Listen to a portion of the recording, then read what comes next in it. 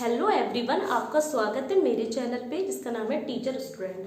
तो मैं अपना ईवीएस का फर्स्ट लेक्चर स्टार्ट करने जा रही हूँ जो कि है परिवार एवं मित्र यानी कि फैमिली एंड फ्रेंड्स। तो ये बहुत इजी चैप्टर है, इसमें ज़्यादा क्वेश्चन आते नहीं है, लेकिन हम चैप्टर वाइज चैप्टर सारा करेंगे। ठीक है, तो चलिए वीडियो शुरू करते हैं।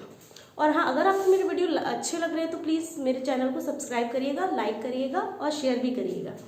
तो परिवार एवं मित्र क्या है? परिवार क्या होता है? परिवार मतलब कि जिसमें हमारे माता पिता, भाई बहन, हमारे रक्त संबंधी जो लोग हैं वो रहते हैं, वो परिवार बन गया। अब परिवार को आप ऐसे भी जानते हैं, कभी कभी ऐसा होता है हमारे ब्लड रिलेशन नहीं होते लेकिन फिर भी हम उनको फैमिली की तरह मानते हैं, है ना। तो परिवार बेसिकली इंडिया में क्या होता है, माता पिता, दादी दादा, चाचा चाची सब रहते हैं, वो परिवार हो गया। अब तो संयुक्त परिवार है भी नहीं, अभी बताऊंगी संयुक्त और न्यूक्लियर कौन कौन से होते हैं। ठीक है, तो परिवार को हम समझ गए।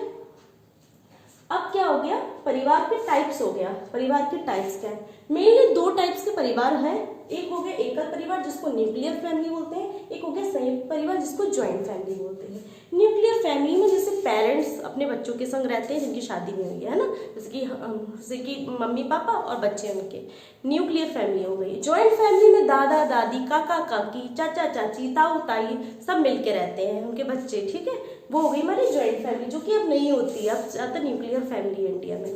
ठीक है, माता ये सब मैंने बता दी। अब इनके क्या क्या विशेषताएं हैं? अगर एकल परिवार है तो क्या है, उसको फ्रीडम, बच्चों को फ्रीडम होता है, मतलब अपने फैसले लेने का, जबकि इसमें संयुक्त परिवार में इतना फ्रीडम नहीं होता है। लेकिन जब एकल, अगर बात दोनों की आए ना, पसंद लोग एकल परिवार को करते हैं, लेकिन कभी कभी हमें जरूरत होती है। जैसे मान लीजिए दोनों मतलब मियाँ बीवी दोनों जॉब करते हैं और बच्चा बेबी छोटा है, तो उस चीज़ में बहुत तकलीफ आती है। तब हमें क्या चाहिए होती है, तब दादा दादी की आवश्यकता होती है, दादा दादा नहीं है फिर, इसीलिए, है ना। इसलिए संयुक्त फैमिली की भी बहुत बहुत विशेषताएं होती हैं, मतलब बहुत इंपॉर्टेंट रोल निभाती थी। और जो इसमें जो आय होती है वो कौन, आय का स्रोत एक ही जगह जमा होती है ना। बचत कहते नहीं कर पाते हैं, मतलब बचत जो होती है हर कोई मतलब अपने में से देता रहता है। दादा जो होते हैं वो मुखिया होते हैं इसमें। तो इसकी भी कुछ विशेषताएं हैं, इसकी भी कुछ विशेषताएं हैं, वो तो आपको पता ही होगा, है ना, कि इसकी क्या क्या विशेषताएं हैं। अब इस पे आधारित जो क्वेश्चन पूछे जाते हैं वो मैं बता दे रही हूँ। जैसे कि पहला है, बच्चों को समाजीकरण का पाठ कहाँ से प्राप्त होता है? समाजीकरण का पहला पाठ फैमिली से ही प्राप्त होता है, क्योंकि अपने फैमिली से ही बच्चा देखता है, सीखता है ना। तो समाजीकरण का पहला पाठ कहाँ से सीखता है बच्चा? फैमिली से। दूसरा क्वेश्चन है, शारदा एक्ट किससे संबंधित है? शारदा एक्ट बाल विवाह को रोकने के लिए आया था। ठीक है, जो कि 1929 में, सन 1929 में आया था। ओके, जिसमें बच्चों जो लड़की थी उसकी उम्र 15 वर्ष और लड़के की शादी की उम्र 18 वर्ष थी। फिर ये है, किसी परिवार को दर्शाया जाता है, किसी परिवार को पारिवारिक दृष्टि से, यानी कि फैमिली ट्री नहीं, हम लोग बचपन में थे तो बोलते थे फैमिली ट्री बनाइए। फैमिली ट्री में फिर हम लोग लगाते थे दादा दादी, मम्मी पापा, भाई बहन, है ना। तो पारिवारिक वृक्ष से। फिर लड़के लड़कियों की अपेक्षा अधिक बुद्धिमान है, तो ये क्या है? ऑप्शन आएंगे इसमें, मैंने ऑप्शन लिखा है, डायरेक्ट आंसर लिखा है। कुछ लोग कहते हैं ना लड़के ज्यादा बुद्धिमान होते हैं लड़कियों से, बट ऐसा कुछ नहीं है। तो ये लैंगिक पूर्वाग्रह में जेंडर बाइस होता है, मतलब उनको लड़कियों के प्रति वो जेंडर बाइस है। ठीक है ना। फिर है, भारत में लड़के और लड़कियों के विवाह की न्यूनतम आयु क्या है?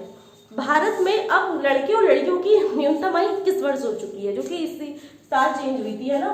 कैबिनेट में पारित हुई, कैबिनेट में उसको मंजूरी दी। दोनों की क्या क्या है? 21 वर्ष। पहले कितनी थी? पहले थी 18 वर्ष लड़कियों की और 21 वर्ष लड़कों की, जिसको चेंज करके अब 21 वर्ष कर दी गई है दोनों की। ये इसलिए भी करी ताकि इक्वलिटी हो जाए और दोनों की उम्र में समानता हो जाए। 21 वर्ष इसलिए कर दी है। इस चैप्टर में जो भी इंपॉर्टेंट चीज थी मैंने वो बता दी है, क्या क्या इंपॉर्टेंट था।